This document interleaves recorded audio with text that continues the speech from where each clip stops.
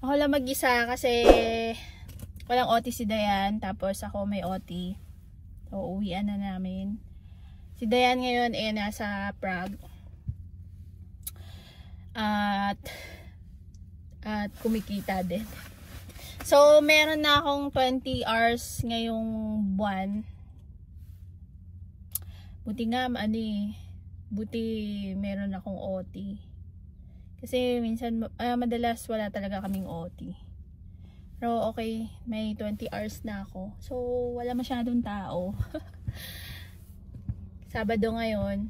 Tapos si Dayan, uuwi din siya mamaya. Siguro gagabihin na rin siya. Tapos, yun. Ako'y maglalaba naman. So, nakakatamad din minsan mag-OT. Hindi, kasi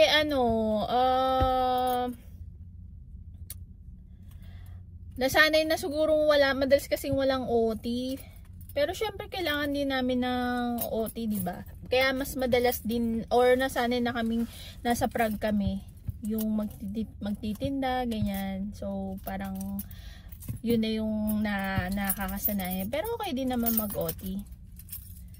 Kasi konti lang naman kayo doon, ganyan. So, masaya na ako, may 20 hours ako. Pero may limit dito ang OT namin. Mga 32 hours lang ang OT dapat sa isang buwan. Ganon. Marami na palang dumating dito or padating. Tapos yung iba dumating na. So, kamusta kayo? Ingat kayo dyan palagi. At enjoy nyo lang dito sa Czech. So, maraming magagandang pasyalan din dito. Maraming masasarap na pagkain. Lalo na tinapay, maraming masasarap. Mag-try kayo.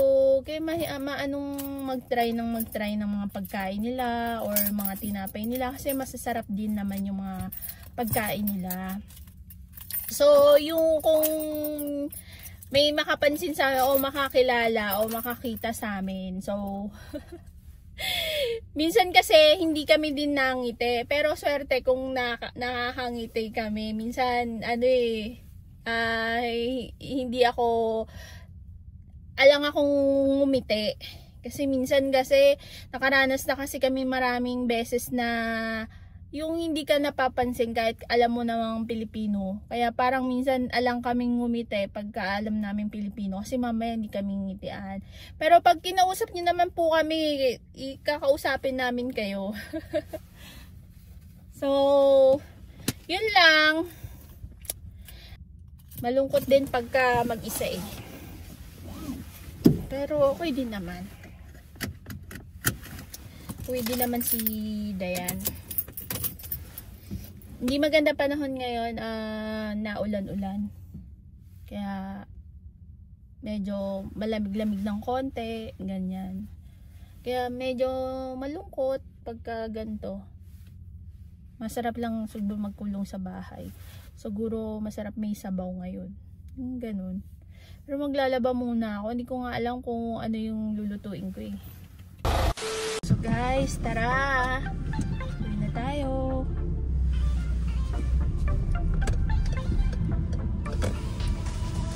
Yan yung company namin.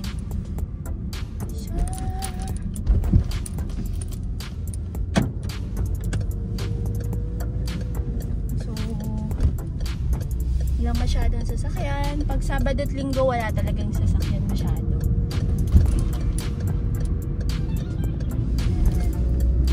Masarap mag-drive pagka Dito ako nagda-drive nung bagong-bago talaga kami. Dito ako nag-aaral mag-drive.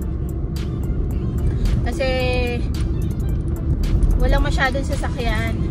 So, mainitin kasi din ang ulo ng mga lokal dito pagka parang piling nila patanga-tanga ko or parang bago patanga-tanga.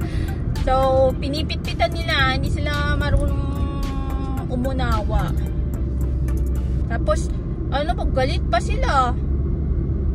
As in, galit sila. Hindi sila, ay, bago to. Ganon. Hindi sila ganon. Tapos titignan ka pa nila ng masama. Minsan nakala mo pinanganak silang driver. Nagsimula din naman sila sa bago. pag may mga bus dito, pag Sabado at Linggo, medyo matagal yung interval nila. Busy yung yung weekdays. Traffic dito madalas pagka hindi na winter.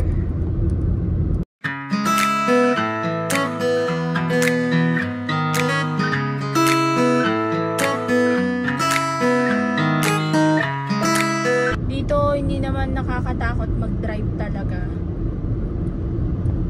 Basta marunong ka lang din sumunod sa mga rules nila, mga sign, ganyan. Yun nga lang talaga, marami mainit ang ulo sa mga lokal. Dito yun sa amin. Sana may parking.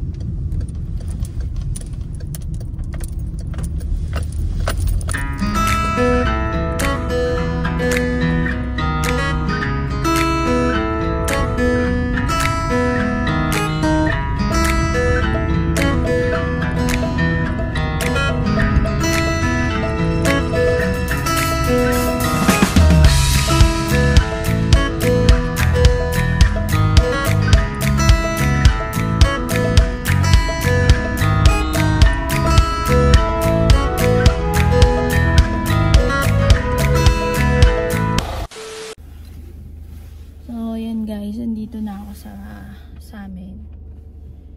So mga 5 minutes lang. Ang lapit lang, no? Nagkokotse pa kami. Malapit lang talaga yung company namin. Sinerte lang talaga kami na nakahanap kami ng bahay na malapit talaga sa hindi namin inaasahan na makukuha namin is malapit na bahay. Kasi dito, ang hirap maghanap talaga ng bahay. Kumbaga, CCI ka pa nila, pag titignan ka pa nila, kikilalanin ka nila, tapos marami kayo, pagpipilian ba kayo ng may-ari or ng agent, kung gugustuhin kayo, ganyan. Mahirap maghanap ng bahay. Pero, sulit naman kung magbabahay ka talaga. So, kasi walang makikialam sa'yo, walang papansin sa'yo, yung ganun, kung patamad-tamad ka, walang gugulo sa'yo, mga ganyan. So, magagawa mo talaga yung gusto mo. Yun nga lang talaga, mahirap maghanap ng bahay. Ewan ko lang siguro kahit dun sa Prague, mahirap maghanap ng bahay eh. Tsaka mahal ang bahay din sa Prague. Dito, it's malapit na, mura pa yung naging bahay namin. Sobrang mura yung bahay namin. Nakakatuwa. Sobrang bait din ng landlord namin. Kaya sobrang swerte talaga namin. So tara, samahan nyo ako maglaba at kumain. So nandito na ako sa bahay. Nagluto ako kahapon ng kagabi ng patatim. So, may saging na bulaklak ng saging. So, may dala kasi kami galing Pinas, ang bulaklak ng saging. So, nagluto ako ng patatim. Pero, konti na lang kasi pinagbaon ko si Dayan ng ulam doon sa Prague. So, madalas, pag pumupunta kami ng Prague, may dala na kaming ulam. Kasi ako yung madalas nagluluto doon sa kapatid ko. Kasi nga, sila yung nasa labas, nagtitinda. Tapos, pagdating nila, para may kakainin na. So, magkakape ako. Magkape tayo, guys. Kasi, coffee is life.